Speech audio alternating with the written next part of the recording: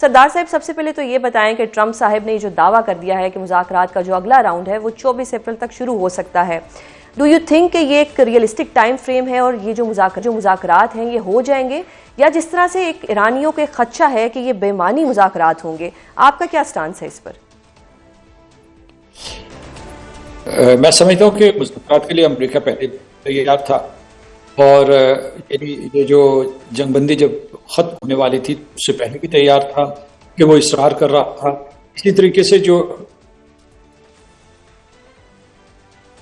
جی سردار صاحب ہم آپ کو سن پا رہے ہیں۔ جی میں یہ کہہ رہا تھا کہ اسی طریقے سے وہ بھی تیار ہے۔ سوال یہ پیدا ہوتا ہے کہ کیا جو ہے ایران تیار ہے کہ نہیں ہے۔ آج بھی جو ان کے بیانات آئے ہیں اس میں انہوں نے کوئی اس قسم کا اشارہ نہیں دیا، تاہم یہ پس پردہ ہمارے جو میڈیٹرز ہیں وہ متحرک رہے ہیں اور پوری کوشش کر رہے ہیں کہ کسی طریقے سے مذاکرات ہو جائے۔ تو میں سمجھتا ہوں کہ جو مذاکرات کے قانونی تکنیکی یا دوسرے پہلو ہیں ان کے اوپر ایک فریقین کو معلوم ہے کہ ایک دوسرے کی کیا پوزیشن ہے، تو ایسی کوئی تیاری کی ضرورت نہیں ہے۔ اگر وہ یہاں آ جائیں، فریقین اور مندوبین یہاں آ جائیں، تو میرا خیال ہے کہ مذاکرات ہو بھی سکتے ہیں اور ان کی اس میں فیصلے بھی ہو سکتے ہیں۔ اگر مکمل فیصلے نہ ہوئے تو کم از کم جزوی فیصلے اور ابتدائی فیصلے ہو سکتے ہیں۔ صحیح سر، خبریں تو یہ بھی آ رہی ہے کہ ٹرمپ صاحب جو ہیں وہ ایک لمبے عرصے کے لیے سیز فائر نہیں چاہتے، بلکہ اگلے 3 سے 5 دنوں کے دوران وہ ایران سے ڈیل کرنا چاہتے ہیں۔ اب ڈو یو تھنک کہ ٹرمپ کو کوئی ایسا خدشہ ہے کہ اس طرح سے وہ دباؤ ڈال کر ایران کو مذاکرات کی میز پر لے آئیں گے اور اس طرح ڈیل جو ہے وہ جلدی ہو جائے گی؟ اگر صدر ٹرمپ اپنے لب و لہجے میں تھوڑی سی تبدیلی کرتے ہیں تو شاید جو ہے اس کے امکانات، مذاکرات کے امکانات اور بھی روشن ہو جائیں۔ مثلاً وہ یہ کہتے ہیں کہ ہم ان کو مجبور کریں گے ایرانیوں کو، یا ان کے اوپر دباؤ ڈالیں گے اور ان کے پاس کوئی اور راستہ نہیں ہے، تو یہ ایرانی جو ہے اسے دھمکی کے طور پر لیتے ہیں۔ فرض کیجئے کہ وہ لفظ تبدیل کریں اور کہیں کہ ہم ایرانیوں کو قائل کرنے کی کوشش کر رہے ہیں، یا ایرانیوں کو یہ پیغامات بھیج رہے ہیں کہ مذاکرات کی میز پہ آ جائے، تو پھر جو ہے ایران کا رویہ بھی تبدیل ہو سکتا ہے۔ سفارتکاری میں اور ثالثی میں، ڈپلومیسی میں جو بھی ہے، اس میں الفاظ کا چناؤ بہت اہم ہوتا ہے۔ لیکن صدر ٹرمپ اپنی نوعیت کے پہلے ایسے لیڈر ہیں جو اس کی پرواہ نہیں کرتے، اور ان کا جو اتنا تند و تیز لہجہ ہوتا ہے اس کی وجہ سے تہران سے بھی بہت سخت بیانات آتے ہیں۔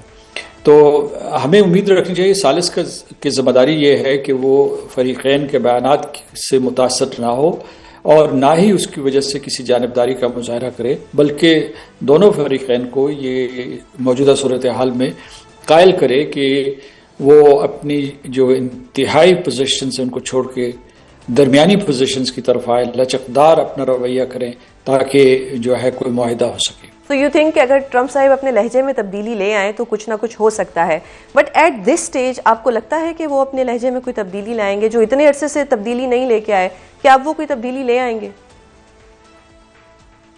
ان کی بھی مجبوری ہے اور ایران کی بھی مجبوری ہے کہ یہ جنگ بند ہو جائے۔ ایران کی الگ وجوہات ہیں، امریکہ کی الگ وجوہات ہیں۔ ایران کی وجوہات یہ ہیں کہ ان کی معیشت برے طریقے سے تباہ و برباد ہوئی ہے، ان کی تمام بندرگاہوں کی ناکہ بندی کر دی ہے ایران نے، اور وہاں جو تباہی و بربادی ہے اس کے لیے ان کو تعمیر نو کے لیے وقت چاہیے، اور امریکہ جو ہے اس کے اوپر اندرونی دباؤ ہے، وہ اپنے حلیف کھو چکے ہیں، اور صدر ٹرمپ کے بیانات کی وجہ سے اور جنگ کے تسلسل کی وجہ سے، اس کی کنٹینیوٹی کی وجہ سے ساری کی ساری عالمی منڈیاں ایک بہت ہی بحران کا شکار ہیں۔ ان میں مسلسل اتار چڑھاؤ رہتا ہے، کوئی چیز بھی یقینی نہیں ہے کہ کیا، یعنی جو اس کے اسٹاک ایکسچینجز ہیں یا اس کے علاوہ کروڈ آئل کی پرائس ہے، اس میں کوئی استحکام آئے گا یا نہیں آئے گا۔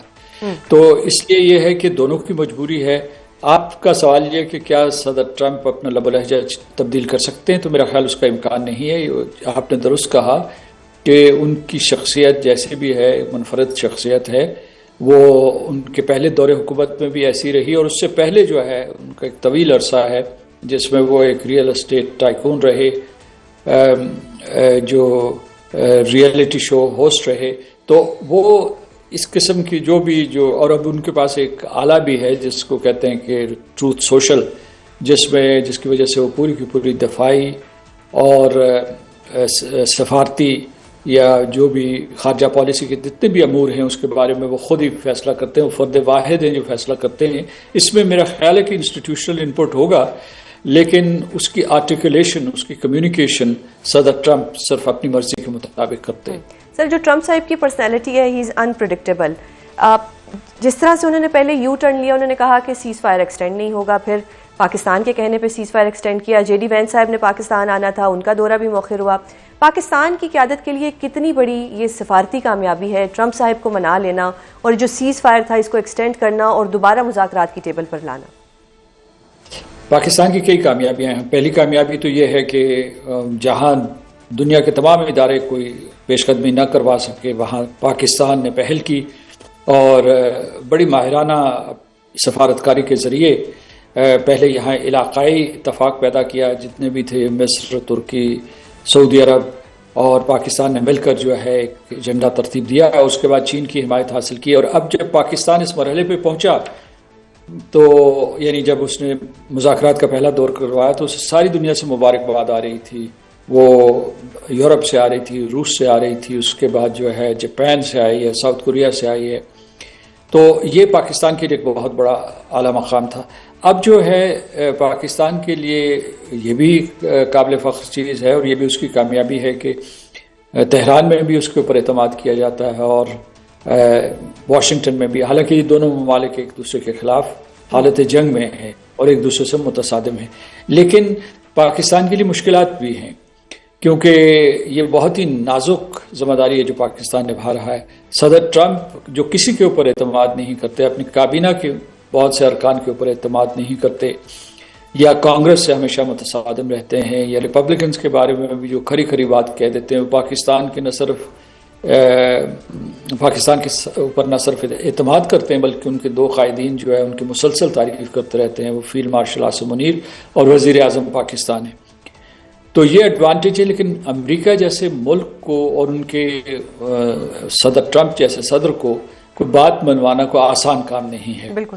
لہٰذا یہ خطرہ منڈلاتا رہتا ہے کہ وہ اپنا مزاج تبدیل نہ کر لیں یا اپنا جو ہے رویہ تبدیل نہ کر لیں. دوسری طرف جو ایران ہے وہ یہ سمجھتا ہے کہ امریکہ براہ راست بھی دباؤ ڈال رہا ہے.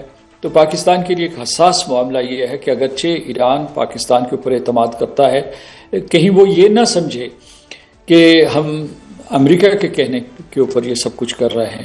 تو اگرچہ اب تک ایسا نہیں ہوا اور میرا خیال آنے والے دنوں میں بھی نہیں ہوگا، لیکن میں صرف اس سے آپ کو یہ بتانا چاہتا تھا کہ پاکستان کی جو پوزیشن ہے وہ کتنی حساس ہے، نازک ہے، اور اسے پھونک پھونک کے قدم اٹھانا پڑ رہا ہے.